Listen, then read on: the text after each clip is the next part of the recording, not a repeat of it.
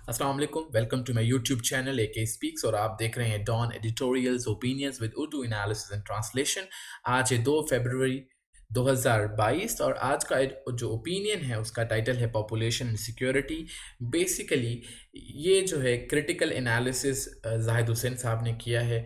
NSP जो है हमारी नेशनल सिक्योरिटी पॉलिसी 2022, उसके ऊपर उन्होंने चैप्टर नंबर 8 में जहाँ पे पॉपुलेशन की बात की गई है वहाँ पे नेशनल सिक्योरिटी पॉलिसी ने जो डॉक्यूमेंट है उसने ये शो किया है कि पॉपुलेशन को एज एन एसेट शो किया गया है, असासा शो किया गया है मुल्क का। और जो यूथ बल्ज है, जो नौजवानों की आबादी का तनासुब है बिलो 30%, उसको भी उन्होंने as an great opportunity show किया है। तो इस एडिटोरियल इस ओपिनियन के अंदर ये बात की गई है कि can we achieve economic sustainability with such a high population growth, कि इतनी जो पॉपुलेशन ग्रोथ हमारी ज़्यादा ही, मैं आपको नीचे आर्टिकल एडिटोरियल के अंदर बताऊंगा कि उन्होंने हमारी पॉपुलेशन ग्रोथ कितनी है, और can we achieve economic sustainability with poor investment in education over the years and low economic growth, के जहाँ इकोनॉमिक ग्रोथ बहुत कम हो।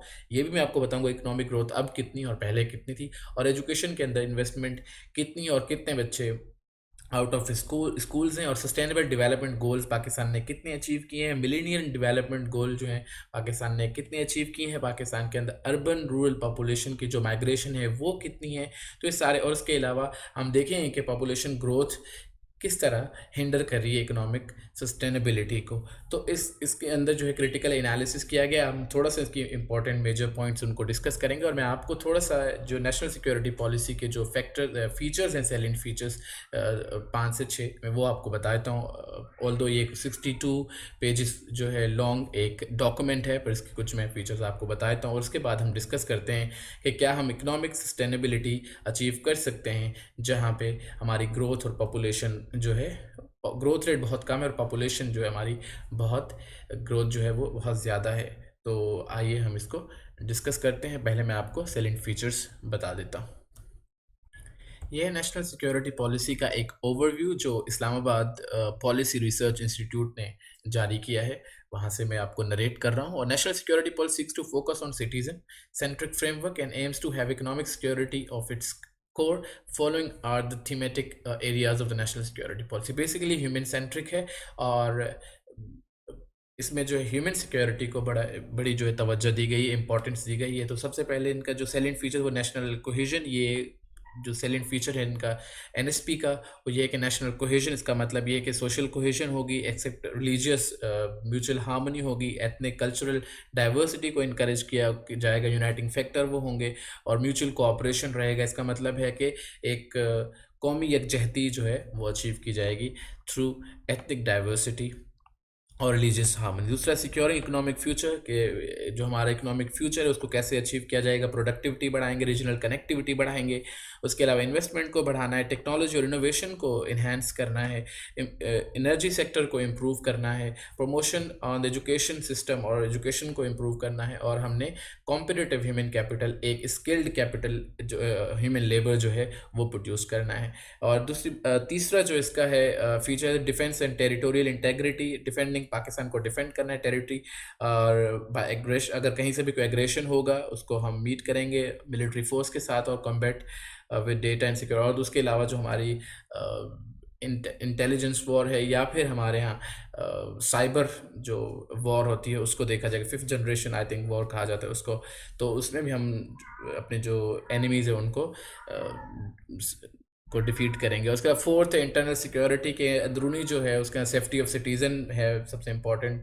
और फिर उसके बाद state guaranteed in all parts of Pakistan country. उसके बाद जो स्टेट, द रिट है स्टेट की, कि स्टेट की रियासत की बात मानी जाए, उसको मनवाया जाएगा किसी तरह भी, उसको इंश्योर करवाया जाएगा कि कोई भी रिट को जो है स्टेट की, उसको रियासत की रिट को चैलेंज नहीं करेगा। और रूल ऑफ लॉ होगा ये कुछ, और टेररिज्म और सेक्टेरिज्म को कर्ब किया जाएगा, ख़त्म किया जाएगा। पाँचवें, फॉरेन पॉलिसी चेंजिंग वर्ल्ड, कि हमने किस तरह एक practical relationship with the global powers रखने हैं, shared economic goals, strategic interest के साथ। और इसके अलावा पीस की policy, proactive policy approach, being a voice on the global issues through diplomacy, कि हमने किस तरह अपनी आवाज़ पहुंचानी है बाकी ग्लोबल पावर्स तक, कि हम किस तरह कंट्रीब्यूट कर सकते हैं। और नंबर 6 जो है वो ह्यूमन सिक्योरिटी पे, पॉपुलेशन मैनेजमेंट और एजुकेशन, हेल्थ केयर, इसके ऊपर जो है फोकस किया गया है। तो ये कुछ फीचर्स है, सैलेंट फीचर्स है जिनको डिस्कस किया। अब हम देखते हैं कि पॉपुलेशन के हवाले से क्या बात की गई है और वो किस तरह चैलेंज है नेशनल सिक्योरिटी को, और नेशनल सिक्योरिटी पॉलिसी के अंदर इसकी बात बहुत ही कम क्यों की गई है। आइए अब हम इस ओपिनियन को डिस्कस करते हैं। It is a nightmare scenario that is fast unfolding, yet the threat that population explosion presents national security is missing from our policy discourse. Aside from fleeting reference to population management, there is not enough recognition of the gravity of the problem in the recently launched Integrated National Security Policy (NSP). There is no clear strategy on how to deal with the exponential population growth that continues to have a destabilizing effect on our society. ये एक डरावना ख्वाब है जिस तरह ये चीज़ scenario unfold कर रहा है, बढ़ रहा है, और थ्रेट ऑफ पॉपुलेशन एक्सप्लोजन हमारे नेशनल सिक्योरिटी से मिसिंग है, इसको हाईलाइट नहीं किया गया और इसका सिर्फ एक फ्लीटिंग रेफरेंस दिया गया, एक बस बात की गई है कि ये पॉपुलेशन किस तरह, मतलब ये एसेट है और यूथ बल जो है किस तरह प्रोडक्टिविटी और फ्यूचर जो है ग्रोथ में पाकिस्तान की काम आ सकता है या रोल प्ले कर सकता है। पर पॉपुलेशन को मैनेज करने की बात नहीं कि कोई रिकग्निशन नहीं की गई, ऐसे प्रॉब्लम को हाईलाइट नहीं किया गया, ये जो हमारी एनएसपी थी, और एक क्लियर स्ट्रेटजी भी नहीं बताई गई कि किस तरह इस बढ़ती हुई आबादी की जो ग्रोथ है इसको किस तरह हमारी जो इकॉनमी है या हमारी सोसाइटी को के लिए अदम इस्तेकाम जो है पैदा कर सकती है और किस तरह ये एक प्रॉब्लम है। A dangerous situation has been created on account of Pakistan's having one of the highest population growth rates globally and increasing youth bulge.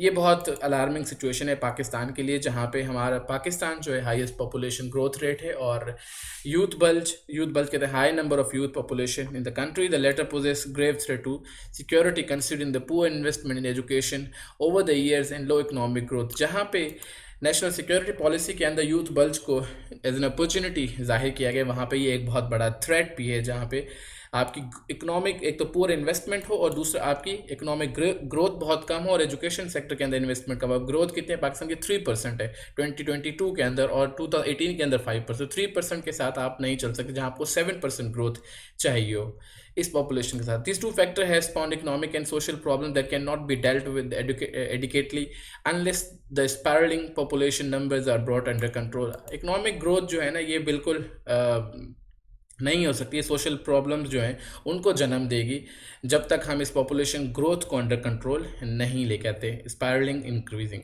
Yet there is a tendency, एक रुझान पाया जाए as apparent in the NSP to treat the increasing numbers as an asset. और ये रुझान जो है NSP में पाया गया है कि इंक्रीजिंग नंबर जो है ग्रोथ है पॉपुलेशन की एज एन एसेट करार दिया गया है। पर वो कैसे एसेट हो सकती है? Productive population can contribute to growth and prosperity, but our policymaker doesn't seem to understand the extent to which the economy and population growth are intervened. और basically policy makers जो इस चीज़ को अंडरस्टैंड करने से कासिर हैं कि इकोनॉमिक ग्रोथ और population जो है, ये ग्रोथ इकोनॉमी और पॉपुलेशन ग्रोथ जो है दोनों इंटरवीन्ड है, इंटरकनेक्टेड हैं। The NSP has rightly prioritized economic development as being most critical to human security, but can we achieve economic sustainability with such a high population growth?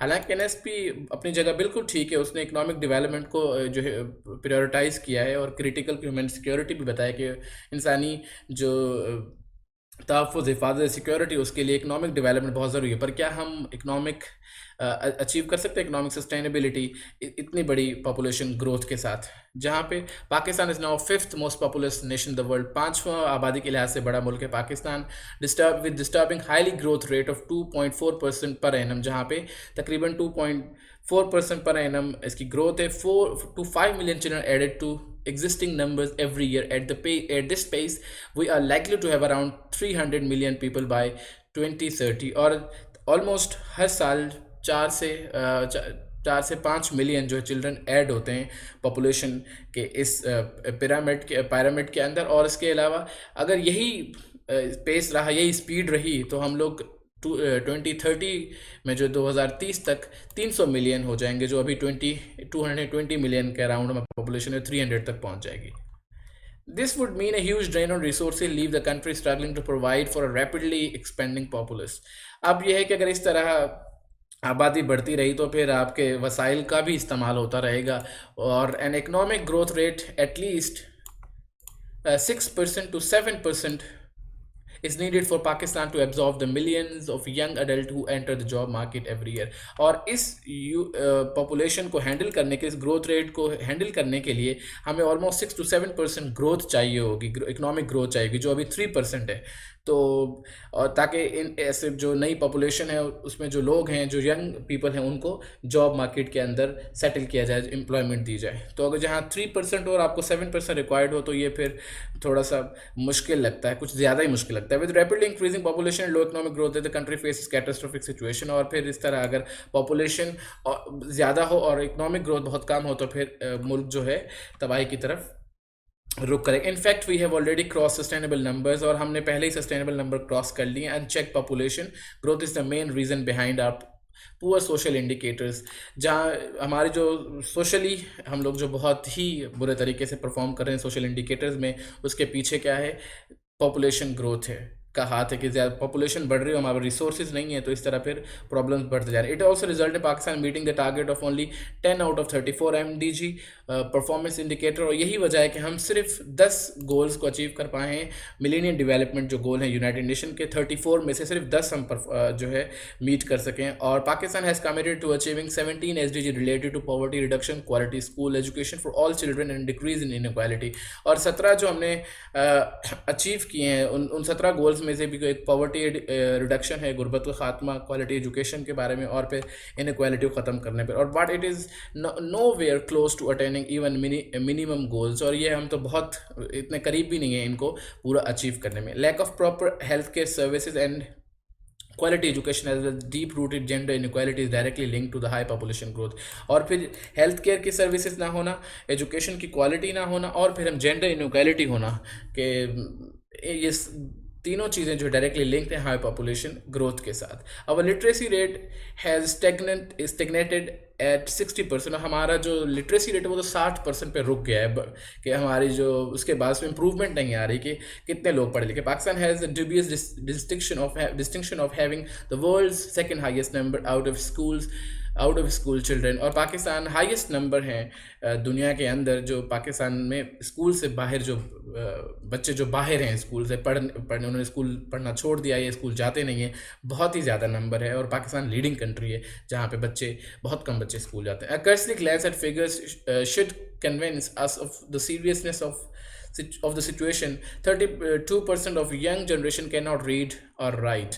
Most of others drop out of school. The enrollment rate is one of the lowest in South Asia, and we spend mere 2% of GDP on education that is of poor quality. ये जो facts मैं आपसे share करूँगा, ये आपको कुछ ना कुछ आपको बताएंगे कि ये सिचुएशन, ये प्रॉब्लम कितना सीरियस है, कि 32% यंग जनरेशन पढ़ लिख सकती है उसमें अलावा, और जो हाईएस्ट ड्रॉप आउट जो रेट है स्कूल से बच्चे जो बाहर हैं, इनरोलमेंट बहुत कम है, और लोवेस्ट इन साउथ एशिया। पाकिस्तान का इनरोलमेंट के बच्चे कितने स्कूल जाते हैं, इनरोलमेंट क्या है, उसमें साउथ एशिया के अंदर हम लोग सबसे एंड पे हैं। एंड वी स्पेंड सिर्फ ओनली 2% GDP ऑन एजुकेशन। और यही हाल है कि हमारी क्वालिटी एजुकेशन जो है हम प्रोवाइड नहीं करते, pushing us further into isolation and increasing interconnected world. और यही वजह है कि हम लोग आइसोलेटेड हैं, तन्हा हैं इंटरकनेक्टेड वर्ल्ड के अंदर। बाकी दुनिया कनेक्टेड है और हम लोग सारे उनसे बाहर हैं, क्योंकि हमारे यहाँ क्वालिटी एजुकेशन ना, हेल्थ केयर, और इतनी ग्रोथ रेट है, और इकोनॉमिक ग्रोथ भी नहीं। Not surprising Pakistan legs far behind even most underdeveloped countries in human welfare। और पाकिस्तान जो है अंडर डेवलपमेंट कंट्रीज़ हैं उनसे भी हम बहुत पीछे हैं। We are practically at a bottom in human development. HDI के इंडिकेटर्स के अंदर ही बहुत पीछे हैं। A major reason for other countries progress is attributed to their success in reducing the population growth. और बाकी जो कंट्रीज़ कामयाब हो रही हैं, आगे बढ़ रही हैं, वो पॉपुलेशन का जो ग्रोथ रेट उसको कम कर रहे हैं। Compare to Pakistan 2.4%, Bangladesh manage to bring it down on growth rate to mere 1%, and today it is one of the fastest growing economies. और देखें आप अंडर डेवलपिंग कंट्रीज़ में से जब हम या डेवलपिंग कंट्रीज़ के अंदर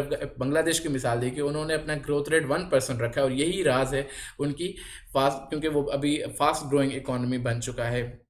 और पाकिस्तान का 2.4% ग्रोथ है, और इसलिए हम लोग बहुत पीछे हैं। तो बांग्लादेश इस बार भी बाजी ले गया हमसे. The pressure exerted by a growing population has led to rapid increase in migration to urban areas. According to some studies, by 2030, the majority population will be concentrated in urban areas. और इस यही वजह है कि population growth की वजह से बहुत सारे लोग अर्बन एरियाज़ के अंदर माइग्रेट, इंटरनल माइग्रेशन बहुत ज़्यादा होती है, और 2030 तक जो है अर्बन एरियाज़ के अंदर बहुत ज़्यादा रश बढ़ जाएगा. Such a rapid urbanization can aggravate already crumbling civic infrastructure in our cities and towns. How can the state, with the meager resources, provide housing and other civic amenities such as sewage networks, water supply, schools, and hospitals to overcrowded urban centers? अब ये कैसे होगा कि इतने सारे लोग अगर ये अर्बनाइजेशन बढ़ेगी, जब शहरों की आबादी बढ़ेगी, तो फिर वहाँ का जो एडमिनिस्ट्रेशन है, लोकल एडमिनिस्ट्रेशन होगी, सिविक एडमिनिस्ट्रेशन, वो किस तरह कैटर कर पाएगी? उनका जो water supply, sewerage network, schools, hospital कैसे दे पाए? जहाँ पे आप 10 लोगों को कैटर कर सकते हैं, फैसिलिटेट कर सकते हैं, वहाँ अगर 25 लोग या 25 लाख लोग या 15 लाख लोग जो अगर आ जाएंगे आपके शहरों के अंदर, तो बहुत मुश्किल हो जाएगा उनको फैसिलिटेट करना, उनको एजुकेशन, सेहत और ये सारी फैसिलिटीज़. और इसी तरह फिर हमारे कराची में आप देख लें, बाकी सिटीज़ में देख लें, कितना जो है सिविल एडमिनिस्ट्रेशन जो है बड़े मसाइल में घिरी हुई है. So why has the issue barely figure in our security discourse? क्यों फिर इसको इतना बेयरली, बहुत ही कम डिस्कस किया गया है हमारी सिक्योरिटी डिस्कोर्स के अंदर कि पॉपुलेशन ग्रोथ कितना बड़ा problem and implication of population explosion seem to be lost in our political leadership.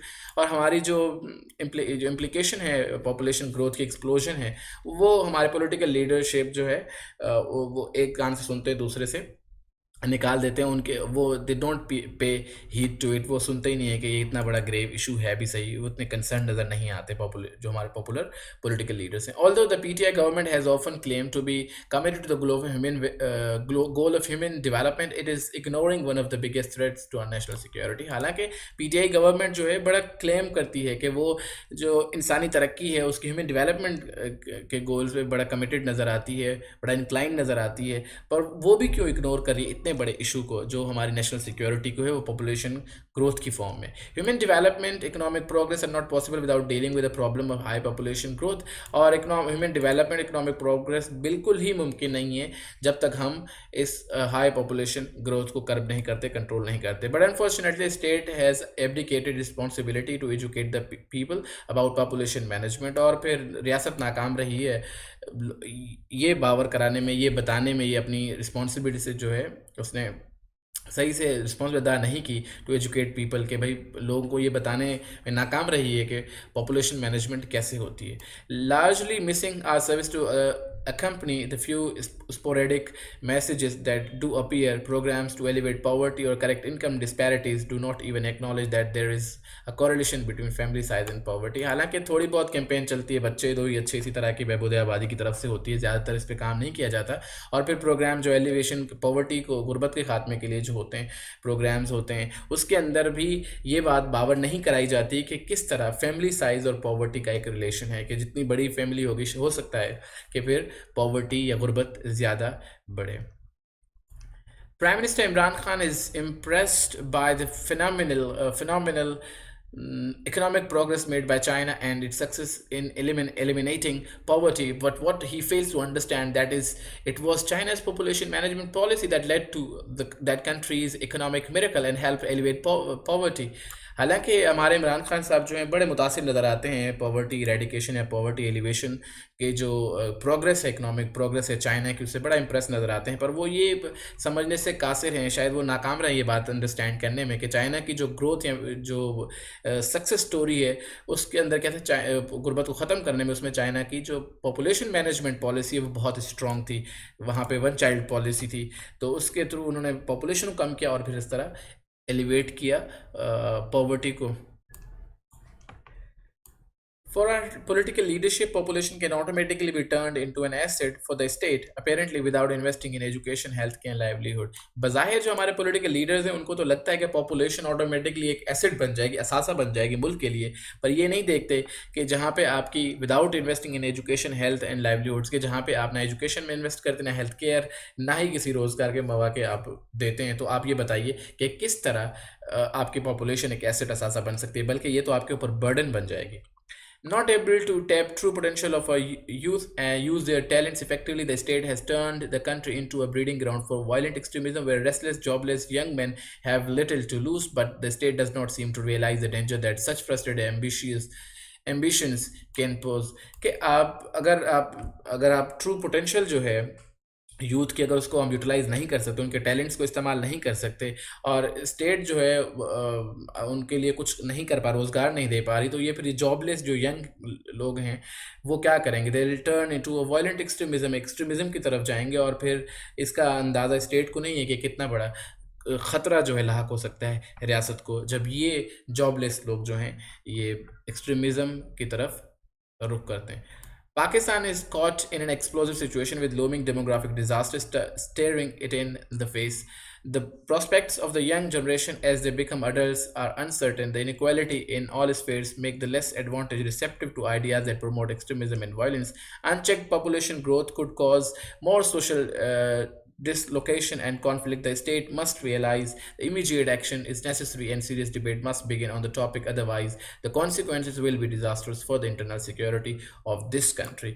अगर पाकिस्तान फेल्ड होता है, कॉटन पाकिस्तान एक ऐसी सिचुएशन के अंदर आ गया जहाँ पे पाकिस्तान अगर ये अपना रिकॉर्ड ठीक नहीं किया, पॉपुलेशन ग्रोथ पे कंट्रोल नहीं किया, या फिर एम्प्लॉयमेंट या फिर यूथ के जो टैलेंट्स हैं उनको सही से एक्सप्लॉइट नहीं किया, तो फिर क्या होगा कि यही लोग एक्सट्रीमिज़म को प्रमोट और वायलेंस को प्रमोट करेंगे. यही चीज़ जो है सोशल डिसलोकेशन और कॉन्फ्लिक्ट का रीज़न बनेगी, और फिर इसी तरह मुल्क जो है एक मुल्क की जो इंटरनल सिक्योरिटी को भी थ्रेट हो सकता है. तो इसको भी रियलाइज़ करना पड़ेगा पाकिस्तान के पॉलिसी मेकर्स को. तो देखते हैं कितना इम्पोर्टेंट है पाकिस्तान के लिए ना सिर्फ अपने एनएसपी जो नेशनल सिक्योरिटी पॉलिसी उसके अंदर इसको मेंशन करना है कि किस तरह पॉपुलेशन एज एन एसेट है, पर ये भी देखना है उसको क्या क्या चैलेंजेस हैं, और फिर उसके लिए पाकिस्तान को किस तरह की पॉलिसीज़ जो हैं इम्प्लीमेंट करना पड़ेंगी, पॉपुलेशन ग्रोथ को कैसे रोकना है, इकोनॉमिक ग्रोथ कैसे बढ़ानी है, उसके अलावा यूथ बल्ज को के टैलेंट्स को किस तरह एक्सप्लॉइट करना. ये बहुत इंपॉर्टेंट फैक्टर्स हैं. जहाँ पे हमारा हाल ये हो, हमारे स्टैट्स फैक्ट्स ये बताएं कि we are not doing good, we are not performing well, तो फिर इसके लिए हमें स्ट्रैटेजी सिर्फ डॉक्यूमेंट में मेंशन करना is not important, but we need to have a policy, we need to have a strategy to achieve such goals. तो ये सिर्फ एक सेक्शन, एक आपके चैप्टर के अंदर जो पॉपुलेशन की बात थी उस एक लाइन के पूरा ये ओपिनियन था जिसमें ये बताया गया है कि सिर्फ इसको मेंशन करने से कुछ नहीं होगा एनएसपी के अंदर, पर इसके लिए एक फर्म पॉलिसी और स्ट्रेटजी होनी चाहिए. तो this was the article about the opinion about. तो please subscribe to my channel and hope to see you tomorrow with another article or opinion or editorial. So good luck and have a blessed day. Take care. Bye bye.